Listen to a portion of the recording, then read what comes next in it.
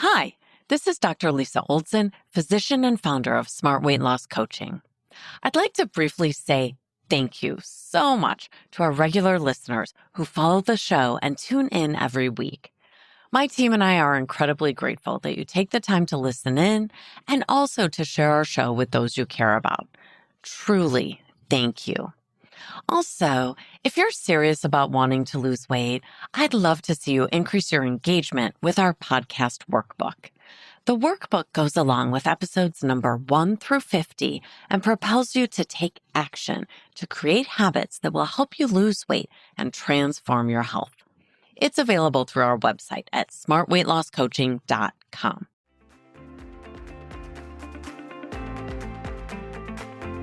Welcome to the Smart Weight Loss Coaching Podcast. I'm Dr. Lisa Olson, a board-certified weight loss medicine specialist and certified life coach. In this podcast, I'll share fresh insights and effective techniques for incorporating mindset, habit change, and proven science into your life. Are you ready to achieve sustainable weight loss, wellness, and longevity? Then let's jump in and lose weight the smart way. Welcome back. What is it about throwing away food that feels like I'm just tearing up a $20 bill into little teeny tiny pieces and throwing the pieces into our compost bin? Seriously, it's so weird to wrap my head around throwing away food simply because it's working against my weight management protocol. I know I'm not the only one who needs to work on this. So many women in our group program talk about how challenging it is to throw away food that they really don't want to eat. And when they don't throw it away, what happens? They do eat it, of course, because we're only human. Obviously, I'm not talking about leftover broccoli here. If someone gave me a container of heroin, I wouldn't feel bad at all about throwing that away. In fact, it would feel reasonable and appropriate. So let me ask, if we're trying to live healthier longer and to manage our weight as part of that, isn't it reasonable and appropriate to throw away food that isn't serving us? Today, I'm going to convince you that it's not only reasonable, but also that it's possible. Recently, I was cleaning out my purse and I found a big, soft chocolate chip cookie still tightly sealed in its plastic wrapper. It was from a fancy event that I had attended a few days prior. I thought to myself, I hate to throw this away. Maybe I'll just take one little nibble to see if it's still good. The problem is that it was still good, still soft and chewy and absolutely delicious. And so I kept nibbling, and I finally asked myself, what is the problem with throwing this old cookie away? I knew it must be ultra processed because otherwise it wouldn't have stayed fresh for so long. So it wasn't even my kind of cookie. A homemade cookie would have been worth eating, but not this ultra-processed cookie. For some reason, I caught myself believing it was a waste to throw it away. Have you ever been there? Maybe you keep snacking on a bag of chips that came with your lunch, even though you didn't want them, because it seemed more logical to finish them than throwing away the rest. Or do you eat the last 5 bites of ice cream in the bottom of the pint, even though you've already had more than enough? Or, more challenging perhaps, a gift of some food or a dessert that isn't what you choose to eat, but it seems wrong to toss it because someone gave it to you? Even more so if they made it themselves, right? This time of year, the food gifts definitely start to show up. The problem, of course, is that it's a waste to put something we don't want to eat into our mouths. In the case of that cookie, it wasn't a special occasion anymore by the time I found it in my purse. And I'm not even the one who saved the cookie in the first place. I'm sorry to out myself by confessing that I found the cookie in the backseat of my car. One of my kids must have brought it home. Clearly, it sat in my car for a few days before I transferred it to my purse. And then, well, you know what happened. So, What can we do when we have food in our possession that isn't serving our weight loss goals or our health goals? Keep in mind, I'm not saying you can't plan a cookie or some other treat. I did eat a cookie at that event because I planned for it. I ate healthy food that week and I was looking forward to a dessert at the event. So I had my big cookie, which I savored and enjoyed. I ate it without a lick of regret or recrimination. It wasn't a teeny tiny one bite cookie either. That's the value of a planned treat. We can allow planned splurges occasionally so we don't feel all restricted and deprived when we're working on our weight. Not allowing a cookie ever, that's that old toxic diet culture. No, thank you. Treats are going to pop up eventually, right? When we plan them, we don't get into that negative energy around having a little treat. Instead, you can eat it from a place of enjoyment. That's so much better than resisting it, eventually having it anyway, and then beating yourself up for doing so. I want to tell you something. You don't have to feel bad every time you eat a cookie. That makes sense, right? Plan an occasional treat, allow it, enjoy it, and keep it reasonable. I always try to make the portion size appropriate and choose something that's a real food treat, not an ultra-processed treat. Meaning a homemade or a bakery cookie, or 2 or 3, depending on the size, is a better choice than an ultra-processed or Nova 4 cookie like Oreos. The chemicals in Oreos, by the way, are designed to hook us and keep us coming back for more. If you think it's an accident that certain cookies and chips feel addictive, then you're being fooled by the food industry. Just like the tobacco companies understood that they were making their cigarettes addictive by design, the food industry knows exactly what it's doing. And we shouldn't be naive to that. And just like with cigarettes, not everyone who tries an Oreo or some flaming hot Cheetos will become addicted, but some of us will. And those who don't may still find it hard to eat a small amount. These foods are compelling. They're designed to have the perfect bliss point that leaves us craving more. So back to the topic of throwing away food. If you have some food that's not part of a planned splurge and you prefer not to eat it, the fastest path to avoid eating it is to throw that sucker right into the garbage. Have you ever done that? Did you do it after Halloween if you had leftover candy? Come on, now is your opportunity. You can save that idea for later in the podcast when we come up with our NBA, our next best action for today. If you are still holding Halloween candy, I'm telling you, that is the best NBA you could select. Moving on to the holiday season, let's get back to the idea of throwing away food that isn't serving us. It's all about how we frame it for ourselves. Weight loss requires managing our own brains. We understand which foods serve us when it comes to managing our weight and which foods work against us. But the primitive part of our brains can behave like a toddler, acting impulsively and then melting down and stomping our metaphorical feet when we don't get what we want when we want it. Alternatively, we can tap into the higher level executive functioning part of our brains to curate the thoughts that help us to feel empowered and lead us to make healthy choices. You're in control of the message that will determine whether you eat the cookie you find in your bag or not.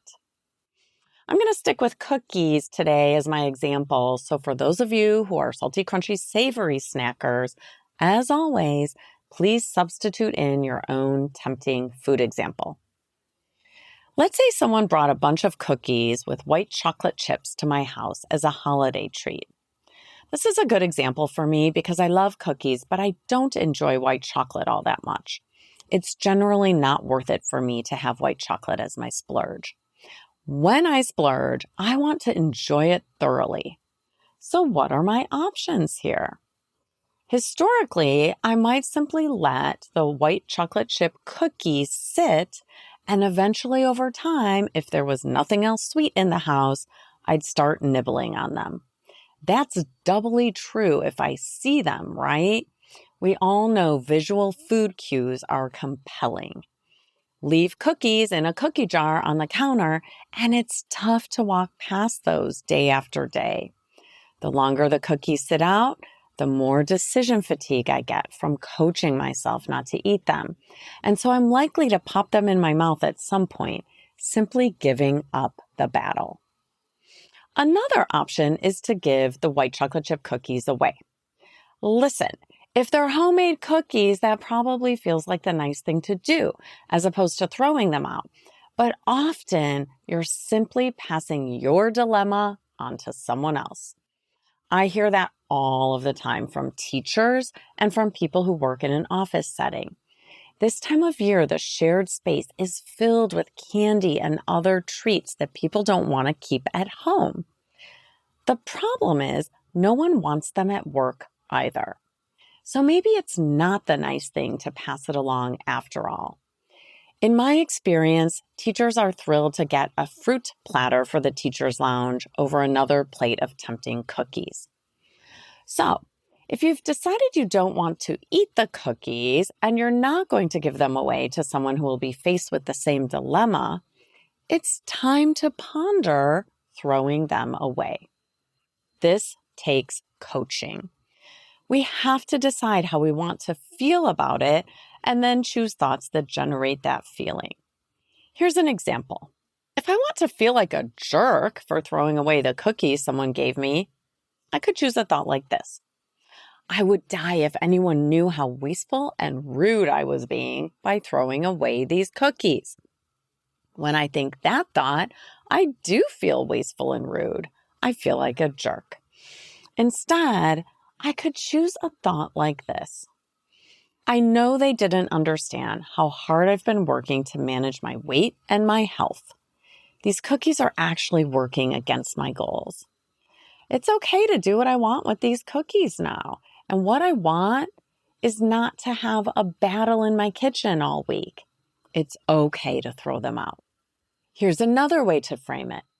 I'm not a bad person for throwing away something I don't want to eat. Or I'm not a bad person for throwing away something that's opposing my health and longevity goals.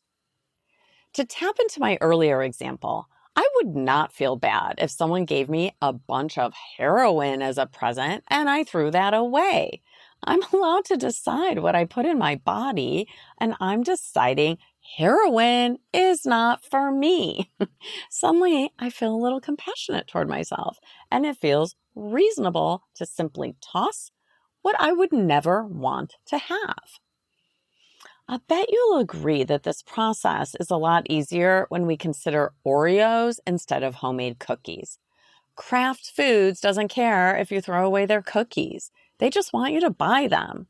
What you do after that is of no concern to them. You're not hurting the feelings of Kraft Food. Actually, I believe Oreo is now owned by Mondelez International, along with Cadbury and Nabisco. But you're not hurting their feelings either.